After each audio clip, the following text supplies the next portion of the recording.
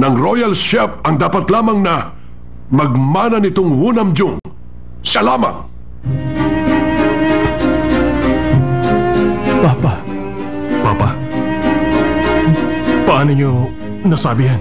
Yon ang gusto ng lahat ng tao. At yun lamang ang dapat na mangyari ngayon. Kung itutuwid niyo to sa ganyang paraan, ano ang mangyayari sa Wunamjung?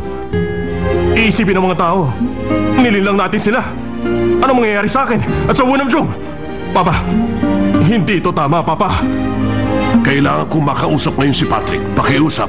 Lumabas ka muna, Robert.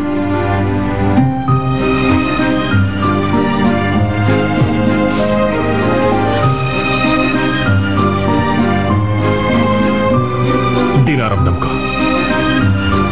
Hindi ko ito matatanggap, Papa.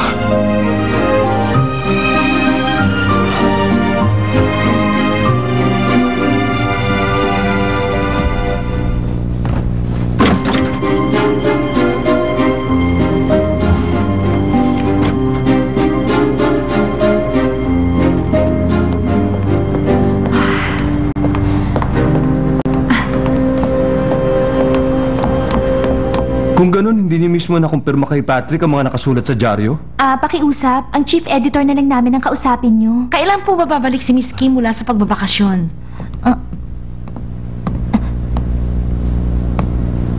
Jenna.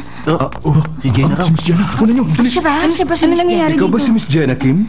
Oo. Ako nga. Umakyat muna tayo. Kailangan natin mag-usap. Bakit? Sandali lang po, ma'am. Ikaw, may lilinawin lang kami. Mga naisulat tungkol sa Wunamjung, tungkol po kay Robert O at Patrick Lee. Pasensya na. Pag-usapan muna namin to sa kayo ito malalaman. Umalis na kayo. Sandali lang po. Sandali lang po. Ano bang nangyayari? Ano bang sinasabi nila? Jenna. Tungkol sa nakasulat sa dyaryo. Sabi ni Robert, hindi lang nagkaintindihan. Alam mo ang tungkol dito. Totoo ba, Patrick? Ha? Papa. Wala kang imik. Ang ibig sabihin nito, hindi lang ito basta isang simpleng hindi pagkakaunawaan sa nangyari. Kinalulungkot ko po, Papa. Hindi ito tama. Ikaw at si Robert ay nahihirapan ngayon dahil sa akin. Alam kong mabigat ang kalooban mo ngayon, Patrick. Huwag nating hayaang mangyari itong muli. At huwag nating intindihin ang sinasabi nila sa atin.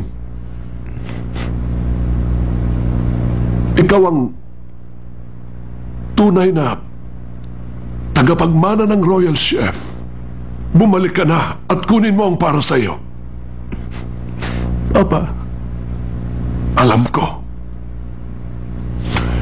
Bakit kahit na nasasaktan ay lumalapit pa rin sa'yo't nagmamahal?